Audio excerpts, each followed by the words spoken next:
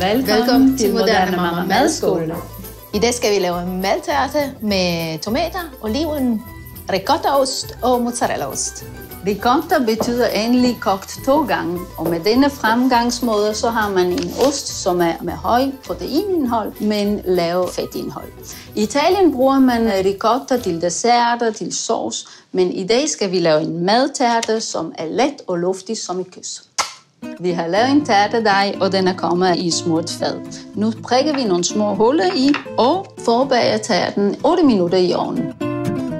Så kommer jeg i gang med at blende ricotta og æg og mælk sammen. Og husk endelig også salt og peber, ikke? Det er rigtigt. I Danmark er det ret typisk faktisk, at man kommer salt og peber ved bordet. Men i Italien bruger vi meget salt og peber under tilberedningen. Det er ret vigtigt.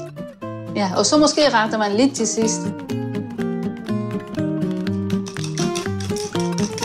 Den har fået flotte farver. Og vi hælder halvdelen af vores blanding på tærtebunden. Så tager vi nogle tomater her, og så salttørrede tomater. Så tager vi lidt oliven, og til sidst friske mozzarella. Det ser godt ud. Ja, så fordeler vi den sidste blanding, og så tager vi lidt revet parmesan.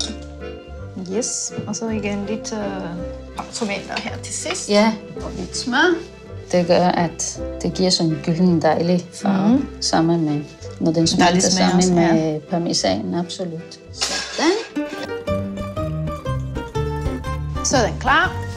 Ej, den ser god ud. Ja, og hvis man trykker lidt på den, så den giver så lidt efter, så ved man, at den er helt bagt færdig. Skal vi ikke pynte med lidt basilikum? Ja, de flotte. Giver god farve.